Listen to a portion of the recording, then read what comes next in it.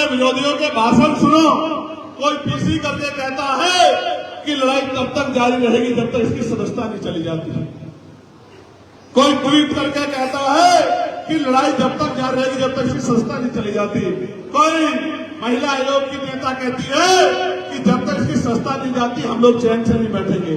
एक अकेला चंद्रशेखर आजाद और उसकी पार्लियामेंट की आवाज इतनी भारी हो गई है सब लोगों पे, इन तमाम दलों पे, कि ये कहते हैं उसकी सदस्यता ले जा हमें छीननी है। अबे भैया, मैं तो उस मिट्टी का बना हूं।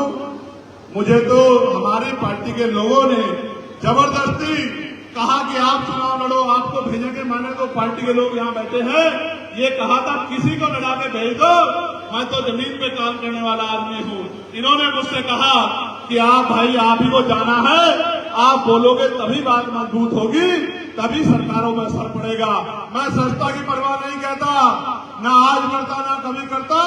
कल की जाति आज चली जाए, आपने वोट से दी थी, आपकी दी हुई ताकत है, जिस दिन चाहे चली जाए, लेकिन स्वाभिमान के साथ समझौता नहीं होगा। इसलिए मैंने आपसे कहा, मैंने आपको हजरत इमाम हुसैन का जो उदाहरण दिया था वो इसलिए दिया था कि उनके बच्चे कुर्बान हो रहे थे, लेकिन उन्होंने समझौता नहीं किया।